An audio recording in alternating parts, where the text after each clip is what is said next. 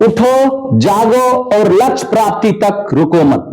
Hello friends, welcome to my YouTube channel CK student help hub. आज हम लोग all subject से science और एसएसटी से 70 ऑब्जेक्टिव क्वेश्चन लाए हैं।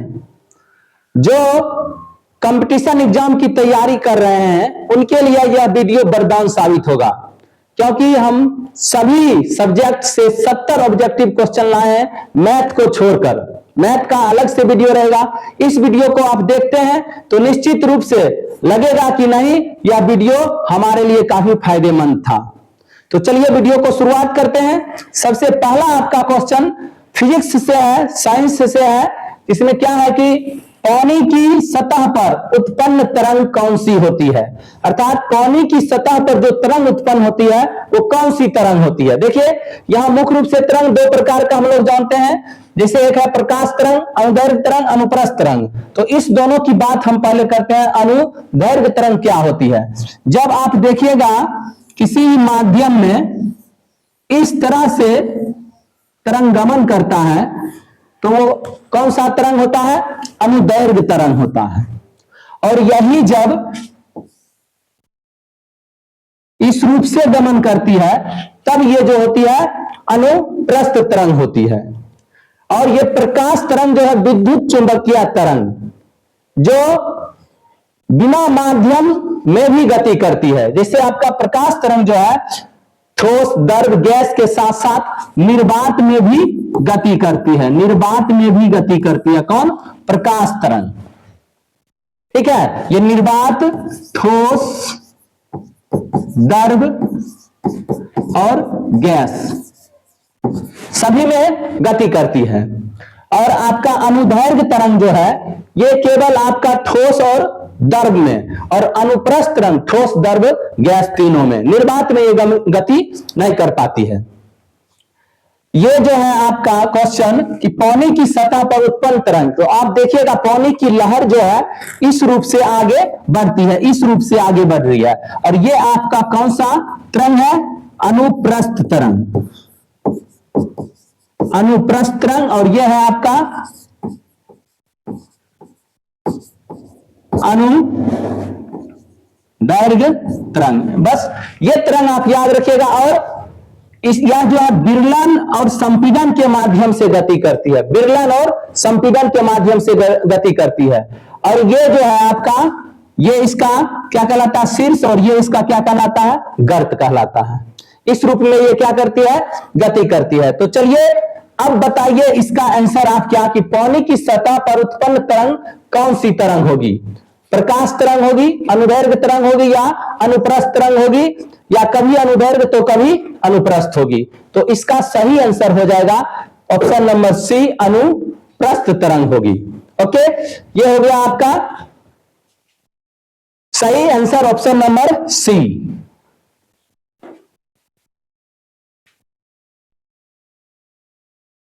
चलिए अगले क्वेश्चन की ओर चलते हैं। एक कण r त्रिज्या के वृत्त में गति कर रहा है। एक कण है जो क्या कर रहा है? वृत्ताकार पथ पर गति कर रहा है। वृत्ताकार पथ पर गति कर रहा है, जिसकी त्रिज्या क्या है? r है। इसकी त्रिज्या क्या है? r है। और क्या है? आधा चक्कर पूरा हो जाने पर चली गई दूरी तथा विस्थापन क्रमशः क्या होगा? यहां आपका पूछ रहा है दूरी पहला, और दूसरा क्या पूछ रहा है? विस्थापन। आप एक चीज याद रखिए, दूरी दो बिंदु के जो पथ की लंबाई है क्या कहलाती है? दूरी। दो बिंदु के बीच पथ की पूरी लंबाई क्या कहलाती है? दूरी कहलाती है। दो बिंदु के बीच पथ की पूरी लंबाई दूरी कहलाती है। लेकिन विस्थापन क्या है? दो बिंदु के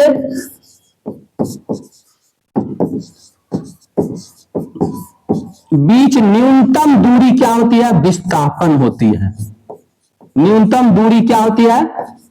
विस्थापन। दूरी विस्थापन पहले समझ लीजिए कि दो बिंदु के बीच जो है पथ की पूरी लंबाई, आप यहां से कहीं जा रहे हैं तो जितना दूरी तय कर रहे हैं, जितना दोनों पहले बिंदु और दूसरे बिंदु आप जहां से चलेंगे और जहां जाएंगे, इसके पथ की पूरी लंबाई क्या हो जाएगी? दूरी हो जाएगी। लेकिन विस्तार दूरी आपका जानते हैं क्या है? अदिश राशि है। इसमें दिशा नहीं होती है, दूरी में केवल परिमाण होता है। लेकिन विस्थापन सदिश राशि है, इसमें परिमाण और दिशा दोनों होती है, क्योंकि ये एक निश्चित दिशा में तय की जाती है। जब भी हम विस्थापन की बात करेंगे दो बिंदु के बीच की दूरी, तो हमेशा लंबवत बात करेंगे, दिशा हमेशा उसकी देना पड़ेगा, तो वो क्या होगा? विस्थापन होगा। तो देखिए अब क्वेश्चन क्या कर रहा है? आधा चक्कर पूरा कर लिया, ये वृत्त को मानिए यहां से चला और यहां तक ये क्या किया? ए से चला और बी तक पहुंच गया। इसका केंद्र हम ले लेते हैं ओ है, ठीक है। तो चली गई दूरी, यानी आर त्रिज्या का वृत्त में गति कर रहा है कोई एक कण, और आधा चक्कर पूरा हो जाने पर चली गई दूरी क्या होगी? बताइए। इसका पूरा जो होता है परिमाप क्या होता है? 2 पाई आर होता है, और यह यहां से यहां तक आया तो कितना हो जाएगा? आधा। तो आधा यदि हम कर लेंगे तो ये क्या आ जाएगा आपका? पाई आर आ जाएगा। यानी ये कितना दूरी तय किया है? पाई आर किया है। लेकिन विस्थापन देखिए क्या हुआ? यहां से यहां आया, ठीक है। तो ये भी आर है और ये भी इसका क्या है? आर है, दोनों आर। तो विस्थापन जो होती है एक निश्चित दिशा में होती है, तो ये इसके पथ की पूरी लंबाई होगी, लेकिन विस्थापन यह क्या हो जाएगा? अलग हो जाएगा। विस्थापन इसका क्या हो जाएगा? आर हो जाएगा, क्योंकि ये यहां से यहां तक आर है और यहां से यहां तक आर है, तो ये इसका विस्थापन क्या हो जाएगा? आर हो जाएगा, केवल आर, यानी त्रिज्या के बराबर। एक कण आर त्रिज्या के वृत्त में गति कर रहा है, आधा चक्कर पूरा हो जाने पर चली गई दूरी तथा विस्थापन क्रमशः क्या होगा? तो दूरी हो जाएगा पाई आर और विस्थापन हो जाएगा आर। ये आप जानते हैं त्रिज्या हर एक बिंदु पर क्या हो गया? बराबर होगा, हर एक बिंदु पर बराबर होगा। तो यहां यदि हम बोल रहे हैं और ये यहां से तय कर रहा है, तो यहां से जो आर दूरी तय किया, हर जगह वह आर दूरी ही तय करेगा। विस्थापन उसका क्या रहेगा? आर ही रहेगा। ये पूरे चक्कर काट लेगा, फिर भी विस्थापन क्या होगा? आर। लेकिन जहां से कोई बिंदु चलती है और वहीं पे आ जाती है, तो विस्थापन क्या होगा? 0 हो जाएगा। दूरी रहेगा लेकिन विस्थापन 0। जैसे एक गेंद को आप ऊपर फेंकिए और पुनः वह आपके हाथ में आ गया, तो विस्थापन यहां 0 हो जाएगा, लेकिन दूरी दोगुनी हो जाएगी। जितना दूरी गया और उतना दूरी आया, ये दूरी दोगुनी हो जाएगी, लेकिन विस्थापन क्या हो जाएगा? 0, क्योंकि वह यहीं पे हमारे हाथ में ही केवल क्या रहा? आर आ रहा। तो इसीलिए विस्थापन क्या होगी? 0। तो इसका सही आंसर ऑप्शन नंबर डी। अगले क्वेश्चन की ओर चलते हैं। एक विद्युत बल्ब विद्युतीय ऊर्जा को किसमें बदलता है? देखिए विद्युत बल्ब को आप देखते हैं, जब विद्युत बल्ब आप क्या करिएगा? जलाइएगा,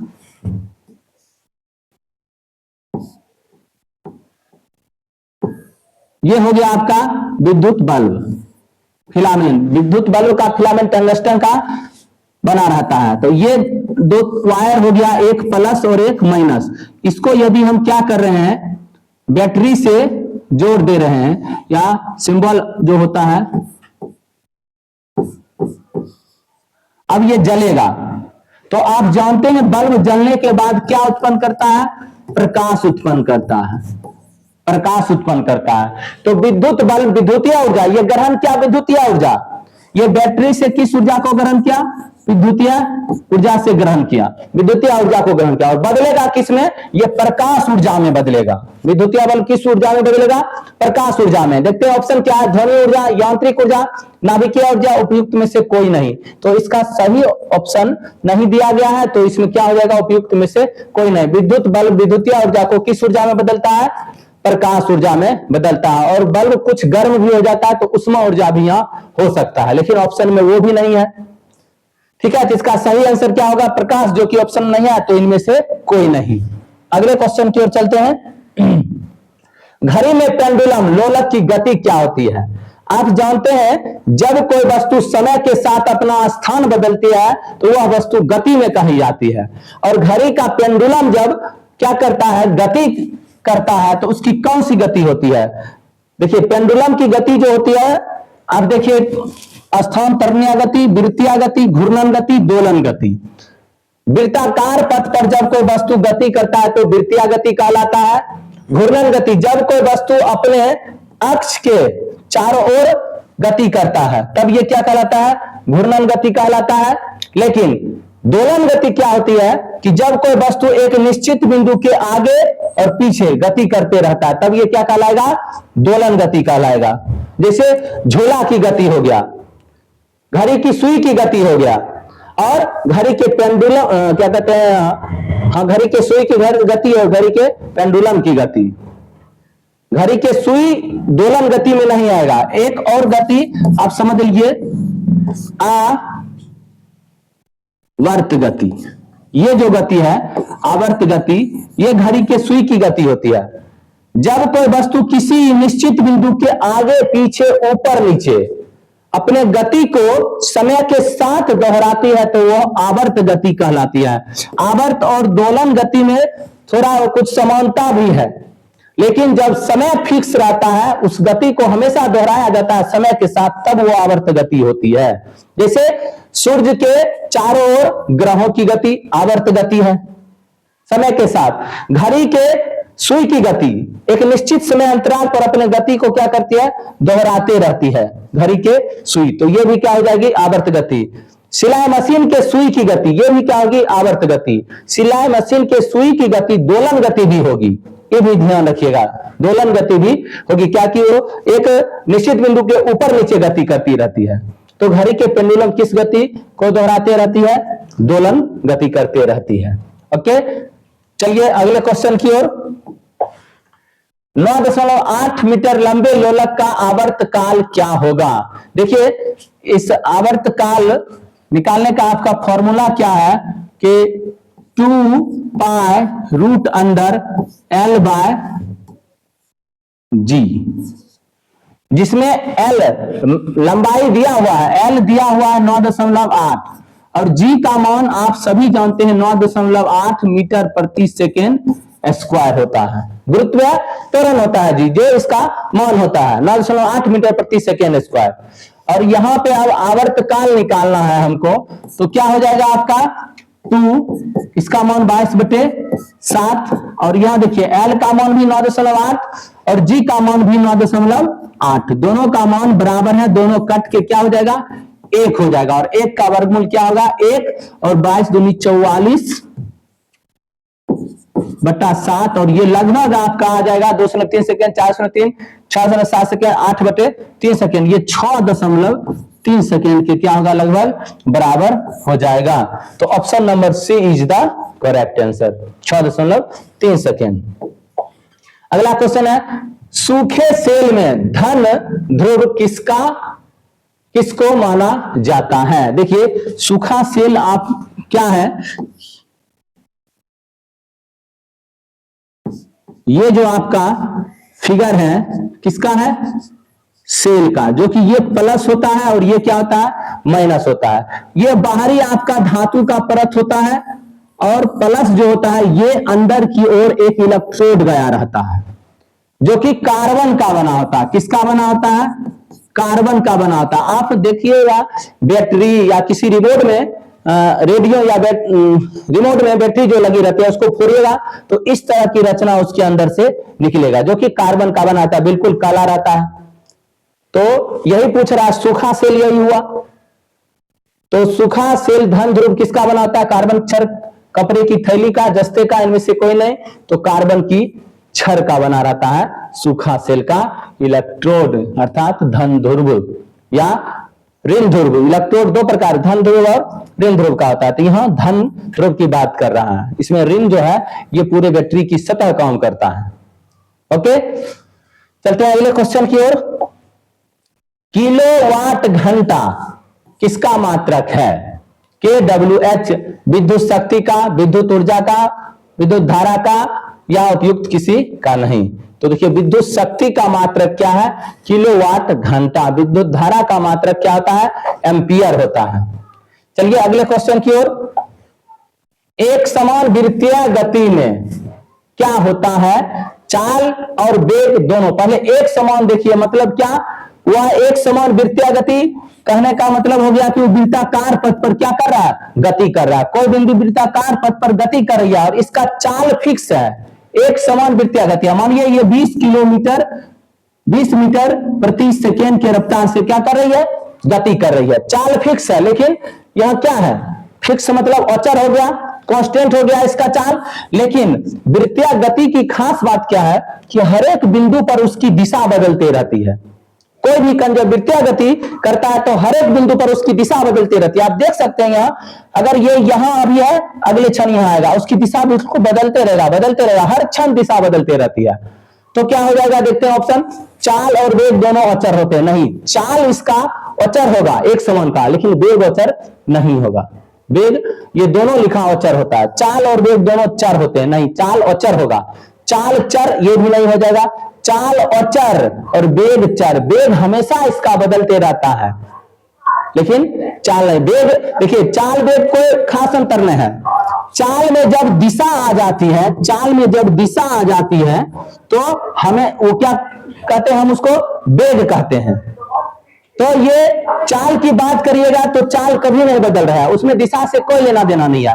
लेकिन जब वेग की बात करिएगा तो वेग में हमको क्या चाहिए, दिशा चाहिए। परिमाण तो है ही 20 मीटर पर सेकेंड, दिशा इसका हो जाएगा कि ये हर एक क्षण अपना दिशा बदल रही है, इसीलिए वेग क्या होगा, चर रहेगा। चर मतलब वेरिएबल, ये बदलते रहेगा, और चर मतलब कांस्टेंट, ये नहीं बदलेगा। तो option number D is the correct answer.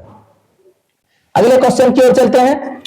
एक बीओटी यूनिट बराबर होता है, हम सभी विद्युत घर में उपयोग करते हैं, जिसमें मीटर में देखते हैं। मीटर जो हमें से क्या रहता है, बीओटी यूनिट में हमको दिखाता है।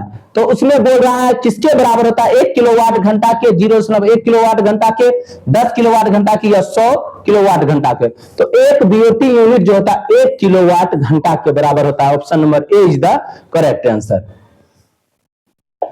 अगला क्वेश्चन है, एक विद्युत यूनिट बराबर होता है 1 वाट घंटा के। ये दोनों क्वेश्चन एक दूसरे का विलोम है। 1 किलोवाट घंटा के 1 जूल के, तो 1 किलोवाट घंटा के बराबर होगा एक विद्युतीय यूनिट। चलिए अगले क्वेश्चन की ओर। एक स्विच सदैव किससे जुड़ा होता है, अर्थ तार से, न्यूट्रल तार से, लाइव तार से, इनमें से कोई नहीं। तो लाइव तार से जो होगा आपका स्विच हमेशा जुड़ा रहेगा। तब ना जब हम स्विच ऑन करेंगे तो विद्युतीय परिपथ काम करने लगेगा, और ऑफ करेंगे तो विद्युतीय परिपथ क्या होगा, बंद हो जाएगा, जब वो लाइव तार रहेगा तब।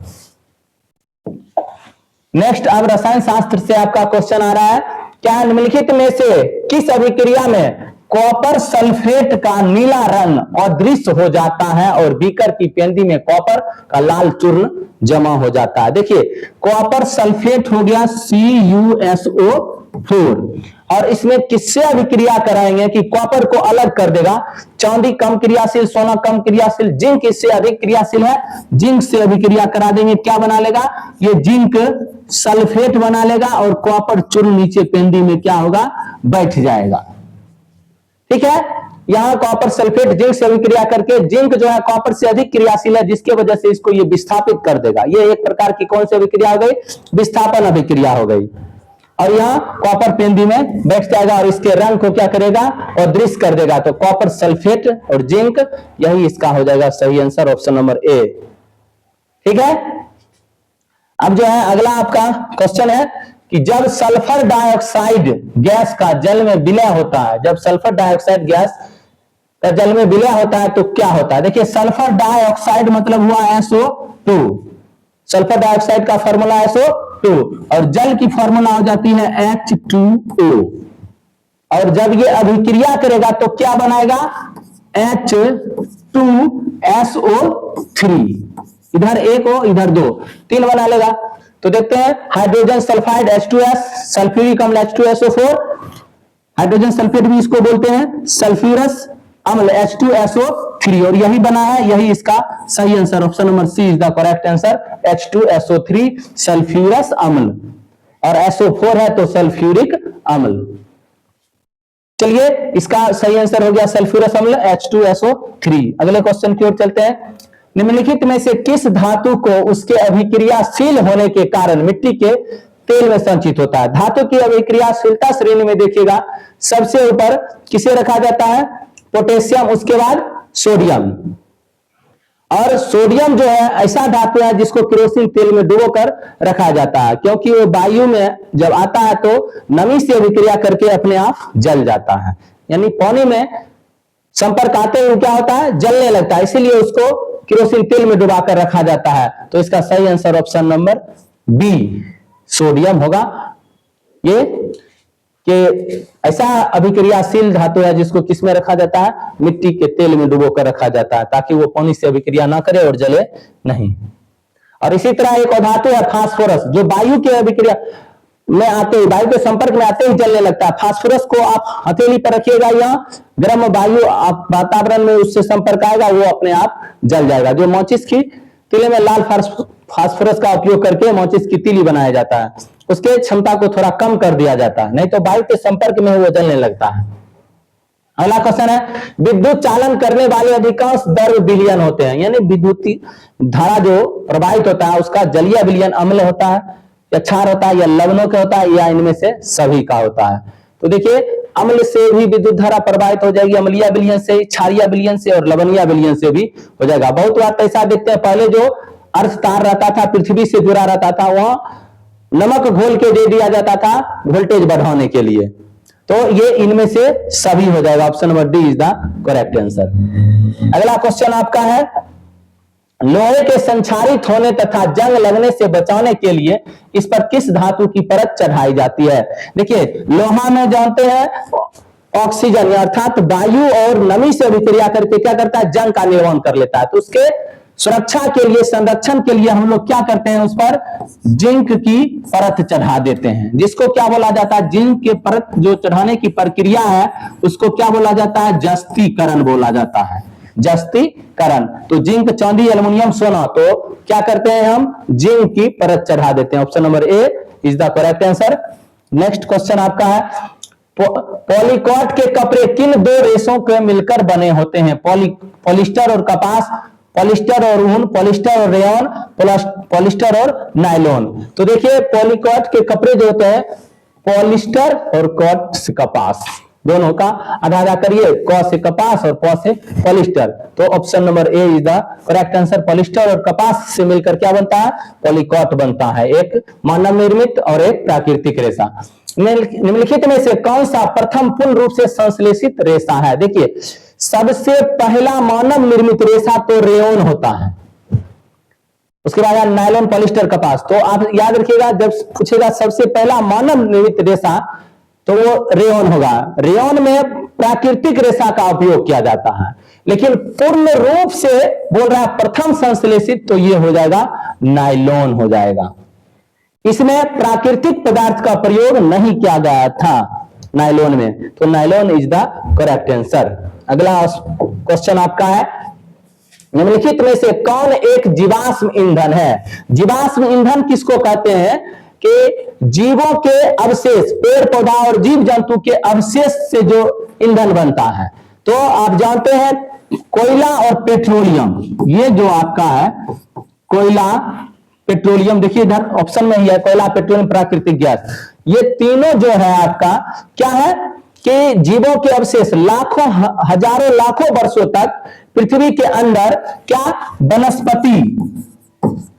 वनस्पति, जीव जंतु, छोटा मोटा जो भी घास है सभी पृथ्वी के अंदर दबकर किसमें बदल जाते हैं, जीवाश्म ईंधन में बदल जाते हैं। बड़ा बड़ा जो पेड़ पौधा है वो सभी दब के कोयला का निर्माण करता है, और जीव जंतु जो है छोटा मोटा पेड़ पौधा जो है वो पेट्रोलियम का, प्राकृतिक गैस का निर्माण करता है। याद रखिएगा समुद्र के परत दर परत जमा होने के बाद उच्च ताप और दाब के कारण ये प्राकृतिक आपदा या ज्वालामुखी विस्फोट, इसके वजह से पेड़ पौधा पृथ्वी के नीचे दब जाता है।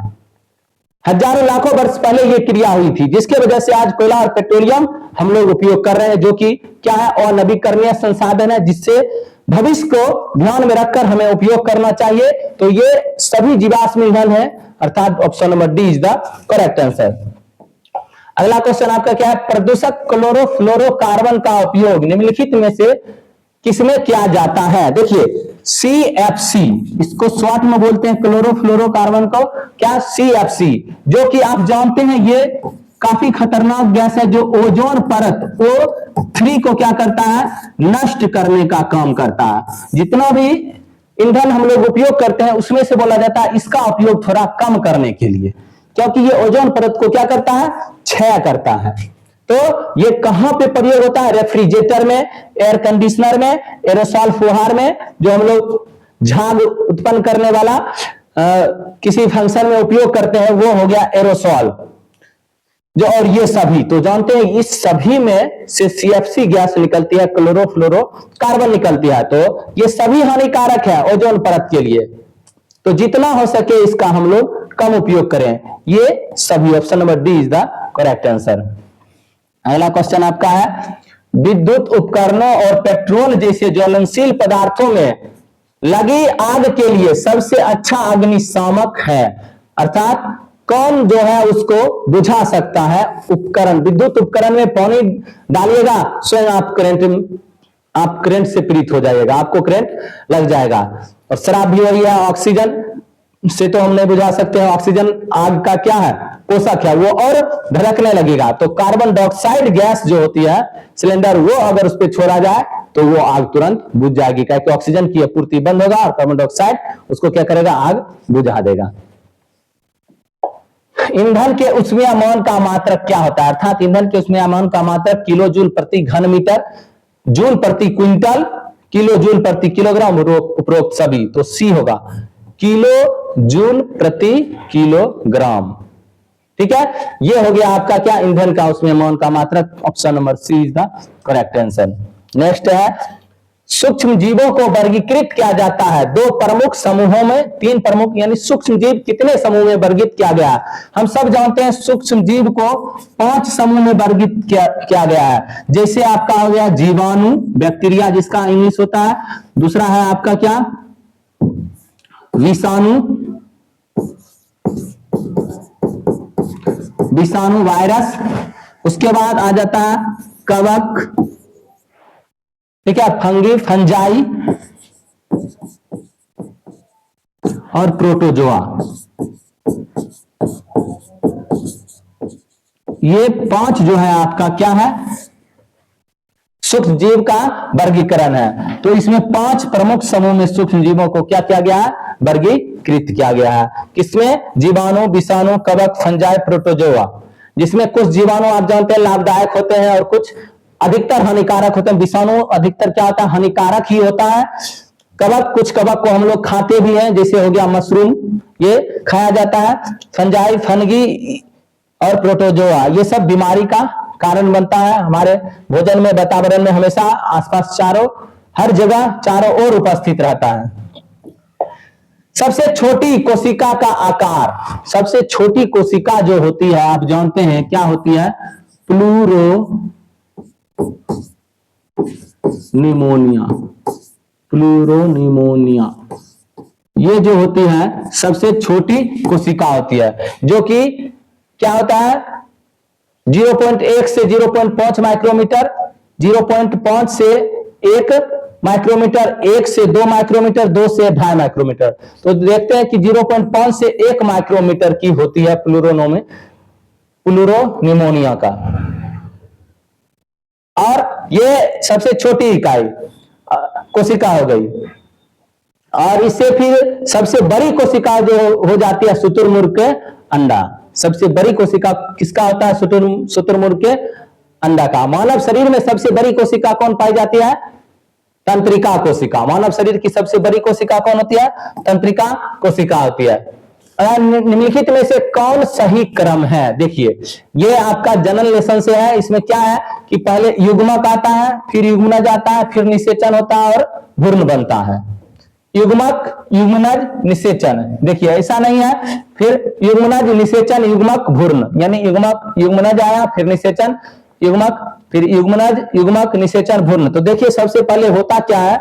युग्मक किसको कहते हैं? सबसे पहला अवस्था युग्मक होता है, जो कि युग्मक 2 होता है आपका। कौन? एक होता है अंडाणु, जो मादा युग्मक है। ये क्या है? मादा युग्मक। ठीक है, अंडाणु, मादा युग्मक और शुक्राणु, ये हो गया नर युग्मक, नर युग्मक, ये हो गया शुक्राणु। अब ये दोनों के मिलने की क्रिया जो होती है क्या कहलाती है? निषेचन। तो युग्मक के बाद क्या होगा? निषेचन। युग्मक जब निषेचित होगा तब जाके क्या बनेगा? युग्मनज बनेगा। तब जाके क्या बनेगा? युग्मनज। भ्रूण की पहली अवस्था को क्या बोलते हैं? युग्मनज बोलते हैं। भ्रूण के पहली अवस्था को क्या बोलते हैं? युग्मनज। और इसके बाद जो अंत में ये क्या हो जाती है? एक सप्ताह बाद लगभग ये क्या कहलाती है? भ्रूण कहलाती है। तो इसका सही क्रम देखिए क्या है? युग्मक, निषेचन, युग्मनज और फिर भ्रूण। तो option number D is the correct answer. Okay, अगले क्वेश्चन की ओर चलते हैं। कोशिका का नियंत्रण करता है, यानी कोशिका का नियंत्रण कौन करता है? केंद्रक, केंद्रक झिल्ली, कोशिका दर्भ, केंद्रिका। देखिए आप जानते हैं यदि एक कोशिका को लेते हैं तो बीच में क्या पाया जाता है? केंद्रक पाया जाता है। ये क्या हो गया? केंद्रक। और केंद्रक के अंदर एक छोटी गोल रचना होती है जिसको क्या बोलते हैं? केंद्रिका बोलते हैं। और केंद्रक के चारों ओर बाहर में क्या रहता है? कोशिका दर्भ। केंद्रक के अंदर केंद्रक दर्भ रहता है और ये कोशिका के चारों ओर का आवरण जो लचीली मुलायम होती है ये कोशिका झिल्ली होती है। तो कोशिका का कौन सा भाग जो है इसको नियंत्रित करता है? तो सबसे इंपॉर्टेंट भाग होता है केंद्रक होता है। Option number A is the correct answer. केंद्रक ही कोशिका को क्या करती है? नियंत्रण करने का काम करती है। अगला क्वेश्चन है किण्वन की खोज किसने किया था? आप जानते हैं जैसे सबसे पहले दूध की बात करिए, पाश्चीकृत किया गया था। 70 डिग्री सेल्सियस पर दूध को गर्म किया जाता है और धीरे धीरे उसको ठंडा किया जाता है। ये क्या कहलाता है? पाश्चरीकरण। और सबसे पहले ये खोजने वाले व्यक्ति कौन थे? और ये किण्वन प्रक्रिया बोला जाता है कि इसमें ईस्ट, किण्वन प्रक्रिया में किस जीवाणु का प्रयोग किया जाता है? ईस्ट। ये वायु की अनुपस्थिति में, ऑक्सीजन की अनुपस्थिति में शोषण कर क्या करता है? एल्कोहल बनाने का काम करता है। कौन? ईस्ट। और ये किस प्रक्रिया द्वारा बनाता है? किण्वन। तो इसको खोज करता कौन है? Alexander Fleming, Louis Pasteur, Edward Jenner या रॉबर्ट हुक। तो लुईस पास्चर जो है किण्वन की खोज किए हैं। अब है विश्व मलेरिया दिवस की शुरुआत की गई थी वर्ष 2008 में, वर्ष 2009 में, वर्ष 2010 में, वर्ष 2011 में। विश्व मलेरिया दिवस की शुरुआत जो हुआ था वर्ष 2008 में किया गया था। Option number A is the correct answer. अगला क्वेश्चन है आपका किशोरावस्था की अवधि क्या है? देखिए किशोरावस्था की अवधि अलग अलग बुक में थोड़ा 1-2 साल का अंतर नजर आ जाएगा। 6 वर्ष से 11, 11 से 19, 19 से 45, 15 वर्ष से 50 वर्ष। देखिए 0 वर्ष का से लेके 2 वर्ष के आयु तक के बच्चे को क्या बोलते हैं? शैशवावस्था, शिशु बोलते हैं जिसको क्या बोलते हैं? शैशवावस्था। ठीक है। और 2 से 8 वर्ष तक के बच्चे को क्या बोलते हैं? बाल्यावस्था। ये किस अवस्था में रहता है? बाल्यावस्था में रहता है।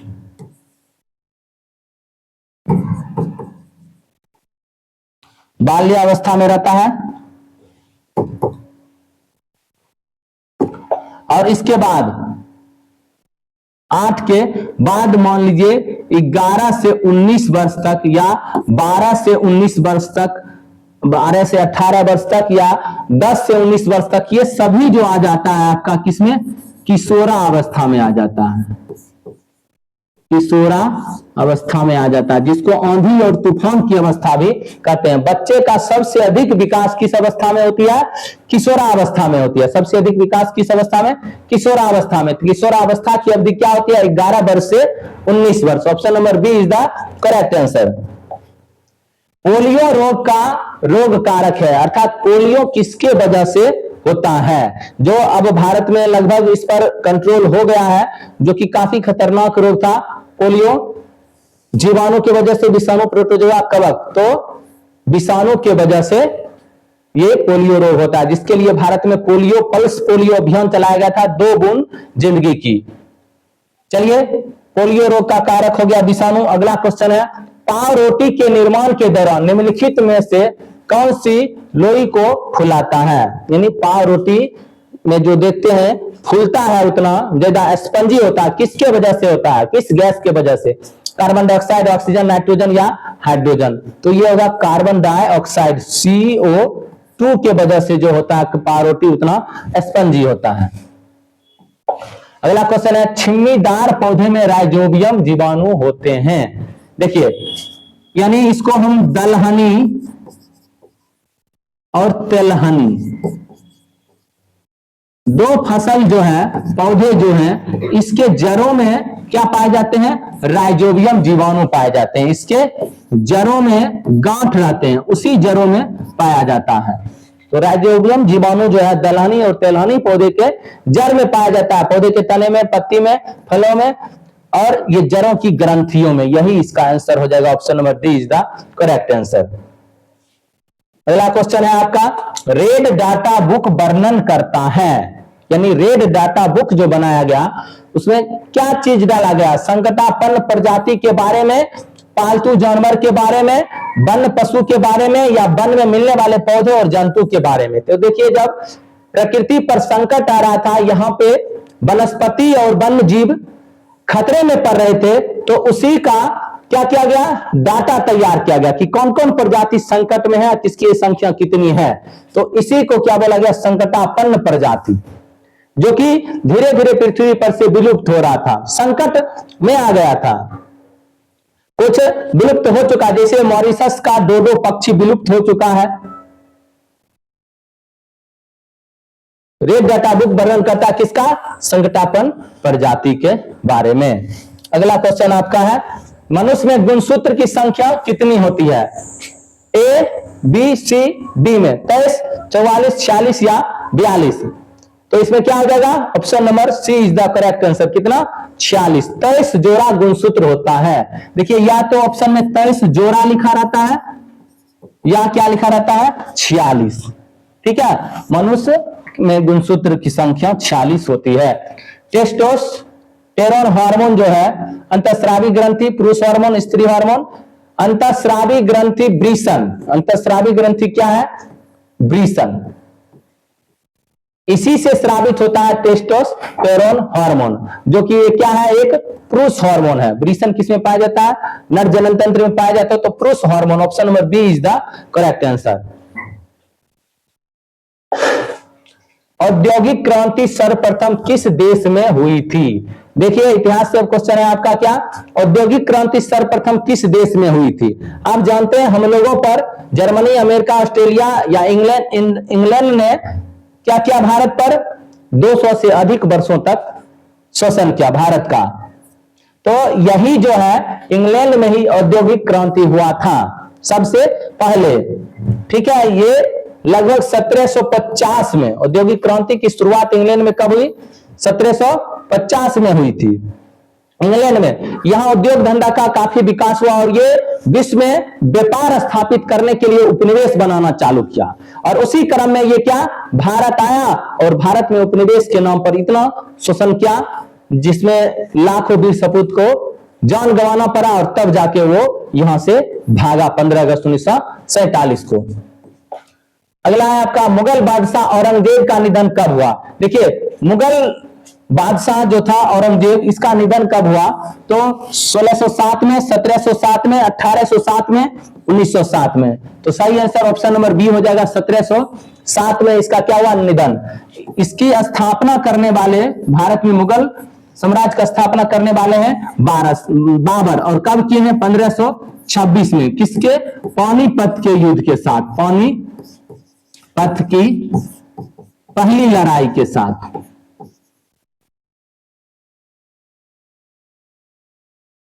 पानीपत की पहली लड़ाई के साथ क्या हुआ?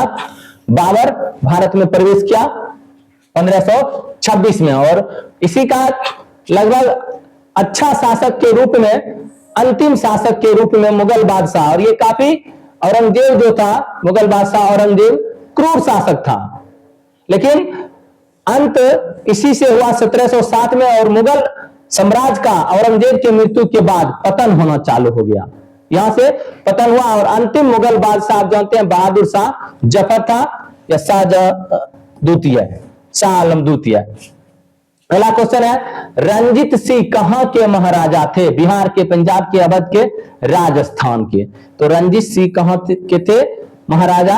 रंजीत सिंह पंजाब के महाराजा थे। नील दर्पण के लेखक कौन है? जानते हैं, नील की खेती अंग्रेज जबरदस्ती करा रहा था और 1917 में यहाँ पे क्या हुआ? चंपारण आंदोलन हुआ था। चंपारण में, बिहार में चंपारण आंदोलन, जिसमें क्या महात्मा गांधी ने महत्वपूर्ण भूमिका निभाए थे और वे क्या किए? नील के खेती को बंद करवाए थे भारत में। भारत का पहला अच्छी तरह से सफल आंदोलन रहा 1917 का चंपारण आंदोलन, जो नील की खेती के लिए। तो इससे पहले नील की खेती में जो दिक्कतें उत्पन्न होता था, भूमि बंजर हो जाती थी, उस दिक्कत को लेकर दीनबंधु मित्र जी ने क्या किए? एक नाटक लिखे और उसी नाटक का नाम क्या था?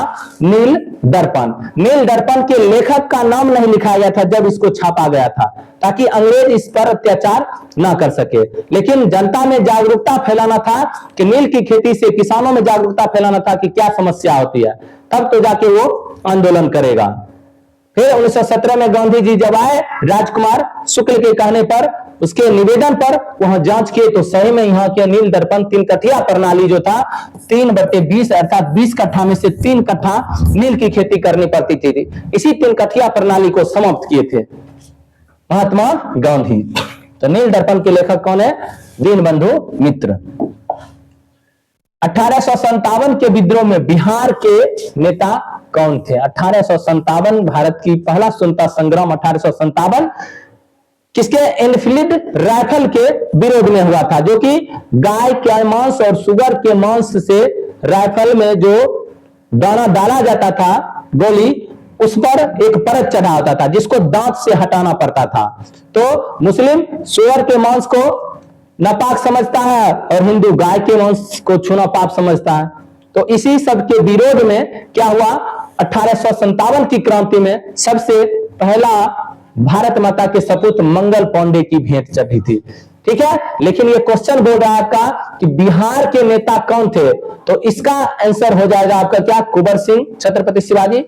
तो ये कुंवर सिंह जो थे बिहार के नेतृत्व करता थे 1857 की लड़ाई में। मंगल पांडे ने क्या किया था? 1857 की क्रांति को शुरुआत किया था। सेना में यही सबसे पहले मरने वाले थे उस समय। अगला क्वेश्चन है, कलकत्ता मदरसा की स्थापना कब हुई थी? 1881 में, 1781 में, 1907 में, 1857 में। तो कलकत्ता मदरसा की स्थापना जो हुई थी 1781 में हुई थी। अगला क्वेश्चन है, अंग्रेजी शिक्षा की शुरुआत भारत में किसने की?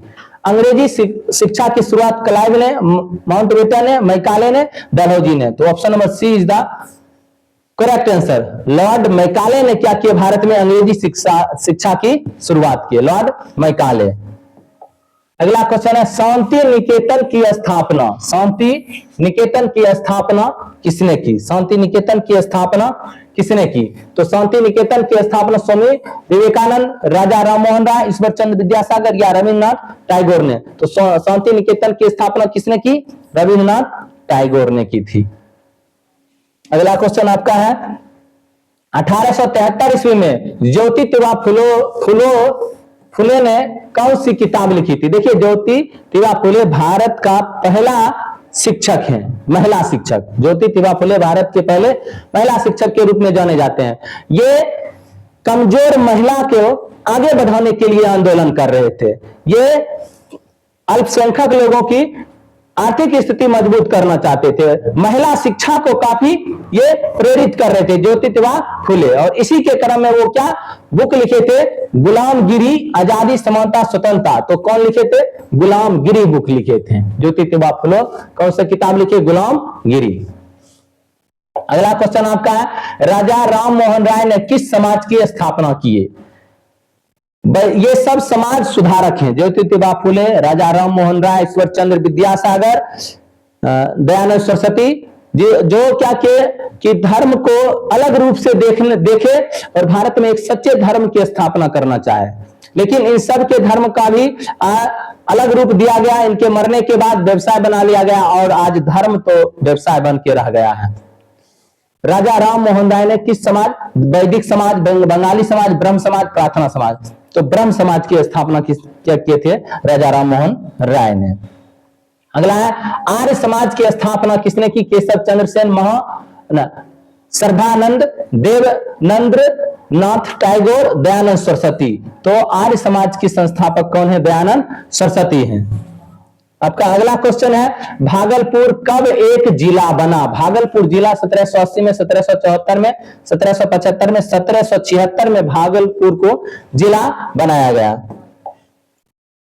निम्नलिखित में से कौन प्राकृतिक संसाधन है, भूगोल का क्वेश्चन है। प्राकृतिक संसाधन क्या सड़क है, विद्यालय भवन है, भूमि है या कारखाना है। तो जानते हैं सड़क, विद्यालय और कारखाना मानव निर्मित संसाधन है और भूमि जो है क्या है, प्राकृतिक संसाधन। Option number C is the correct answer.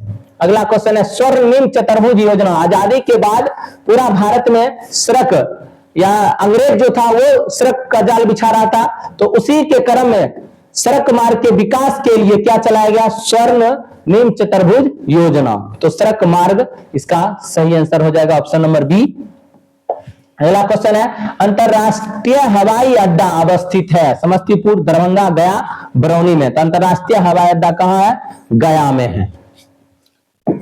अगला क्वेश्चन है शंकुधारी वन पाए जाते हैं। शंकुधारी वन कहां पाए जाते हैं, हिमालय प्रदेश में, राजस्थान में, मध्य प्रदेश, झारखंड।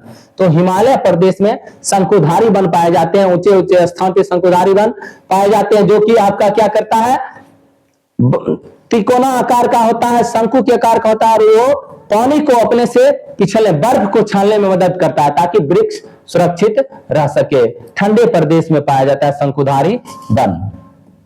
अगला क्वेश्चन आपका है खेतरी प्रसिद्ध है। खेतरी जो है, ये खेतरी जो है आपका कहां पड़ता है, राजस्थान में, राजस्थान में। और यहां तांबा की खान है जो उसे निकाला जाता है, तांबा के खान को, तांबा को निकाला जाता है। खेतरी कहां, लोहा, अभ्रक, सोना, तांबा। तो तांबा हो जाएगा इसका सही आंसर। खेतरी किसके लिए प्रसिद्ध है, तांबा के खान के लिए प्रसिद्ध है। अगला क्वेश्चन है रोडोनाइट अयस्क है। रोडोनाइट किसका अयस्क है, मैग्नीज का, लोहा का, चांदी का, कोयला का। तो रोडोनाइट किसका अयस्क है, मैग्नीज का अयस्क है। जिसे लोहा का अयस्क क्या आता है, हेमेटाइट या मैग्नेटाइट। ये अयस्क जो होता है जिससे धातु को प्राप्त किया जाता है, अयस्क के शुद्धिकरण से, निष्कर्षण से क्या प्राप्त होता है, धातु का शुद्ध रूप प्राप्त होता है। अगला क्वेश्चन आपका है निम्नलिखित में से कौन सा व्यापारिक फसल है, तंबाकू, गेहूं, चना, धान। देखिए गेहूं, चना, धान ये सब क्या है, खाद्य फसलें हैं, और तंबाकू जो है व्यापारिक फसल है। इसको खाने में प्रयोग नहीं किया जाता है, इसको व्यापार में, इसका व्यवसायिक थोड़ा ज्यादा महत्व है। तो तंबाकू क्या हो जाएगा, व्यापारिक फसल। Option number A is the correct answer. सूती वस्त्र उद्योग आधारित है, खनिज, वन, कृषि। जानते हैं सूत जो प्राप्त होता है किससे प्राप्त होता है, कपास से। और कपास किस मिट्टी में अधिक उपजती है, काली मिट्टी में। इसीलिए काली मिट्टी को कपासी मिट्टी भी बोला जाता है या रेगुर मिट्टी भी। स्थानीय नाम काली मिट्टी का क्या है, रेगुर, जो कि महाराष्ट्र, कर्नाटक, गुजरात में इसकी खेती अधिक होती है। तो इसमें क्या हो जाएगा, खेती, कृषि के वजह से ये क्या होती है, उत्पन्न होती है। तो ये कृषि उद्योग आधारित हो गया।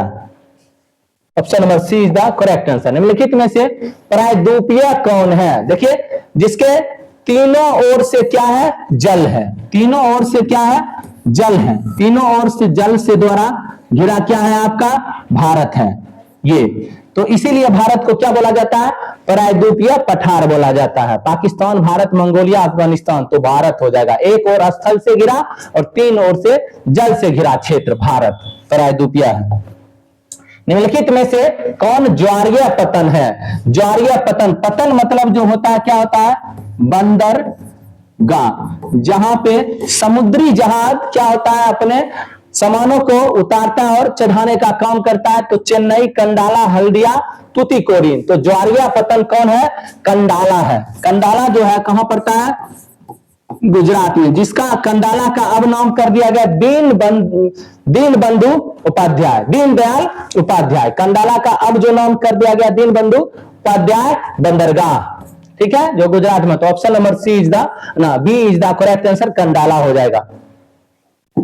अगला क्वेश्चन है, चक्र आरेख जाने जाते हैं दंड आरेख, रेखा आरेख, पाए आरेख या चित्र। तो पाए चार्ट बोलते हैं जब जानते हैं किसी भी, जैसे कृषि क्षेत्र को हम दिखाते हैं कि भारत में कृषि क्षेत्र 92% या मानिए जल का प्रयोग सिंचाई के क्षेत्र में होता है कृषि का, और यहां पे फिर ले लीजिए 3% जो होता है और फिर 5%, ये सभी कृषि, ये सिंचाई क्षेत्र हो गया भारत में। तो ये जो दिखाया जाता है ये ये क्या कहलाता है, पाई चार्ट कहलाता है, या चक्र आरेख इसको बोला जाता है। तो option number C is the correct answer, यानी ये जल का भारत में उपयोग है, सिंचाई में 92%, घरेलू में 3%, और ये हो गया उद्योग में 5%। उद्योग में कितना प्रतिशत, 5% भूमिगत जल का उपयोग होता है। ये किसका है, भूमिगत जल का, भूमिगत जल, और एक होता है स्तरीय सतही जल।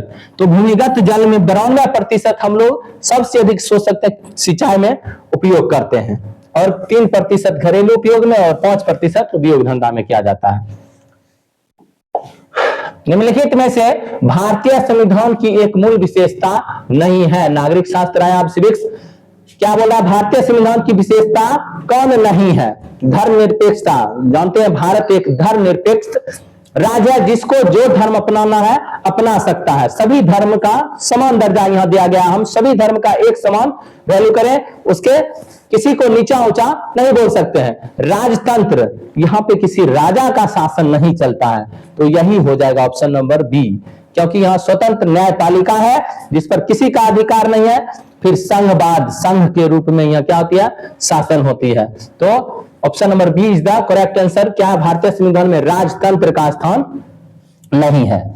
अगला क्वेश्चन है, भारतीय सर्वोच्च न्यायालय के न्यायाधीश की नियुक्ति कौन करता है। न्यायालय के न्यायाधीश की नियुक्ति वित्त मंत्री, राष्ट्रपति, लोकसभा के अध्यक्ष, प्रधानमंत्री।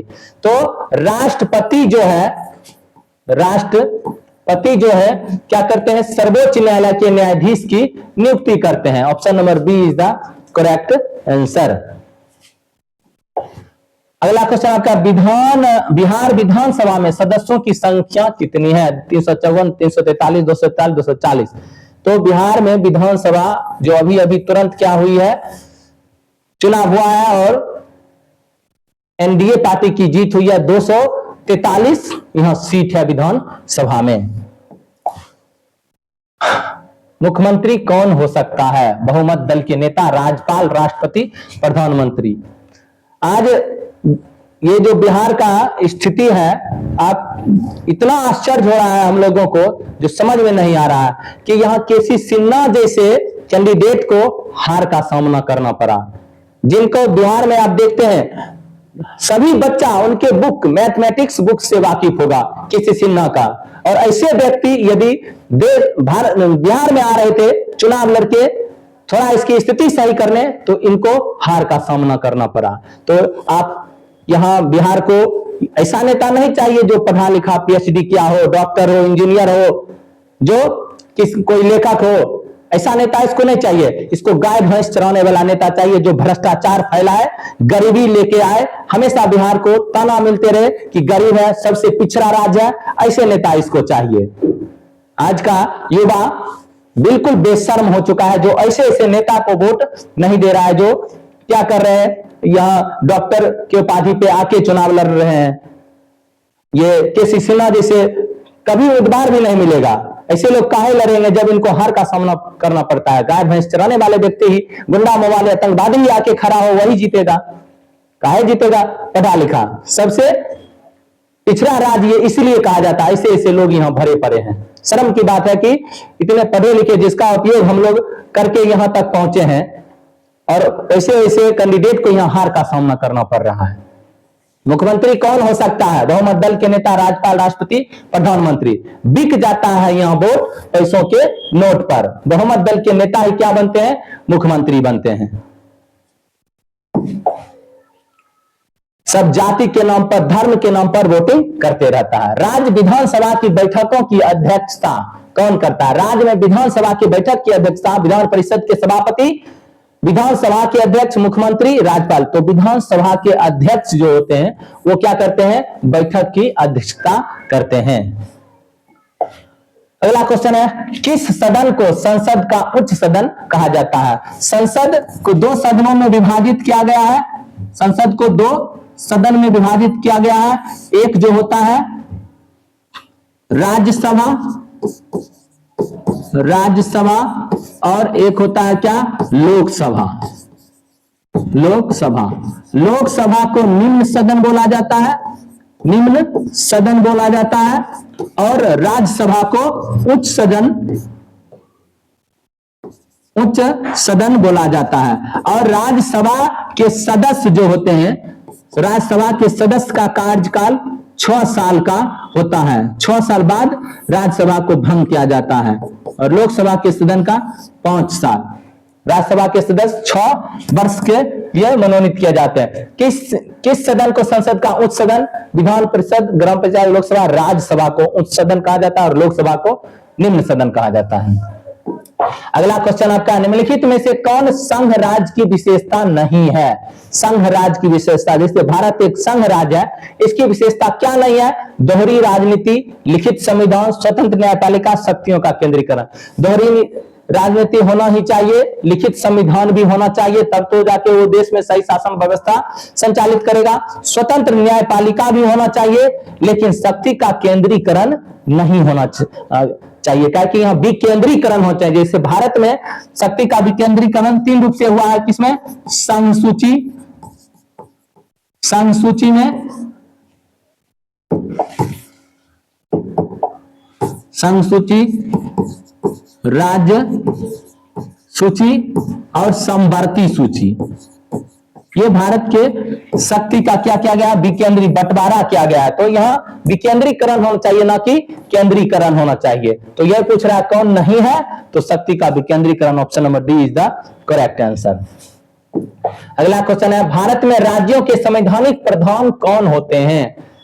राज्य में संवैधानिक प्रधान, मुख्यमंत्री, प्रधानमंत्री, राज्यपाल, महाधिवक्ता। तो राज्यपाल जो होते हैं संवैधानिक प्रधान होते हैं, ठीक है। और मुख्यमंत्री जो होता है कार्यकारी प्रधान होता है। मुख्यमंत्री जो होता है क्या होता है?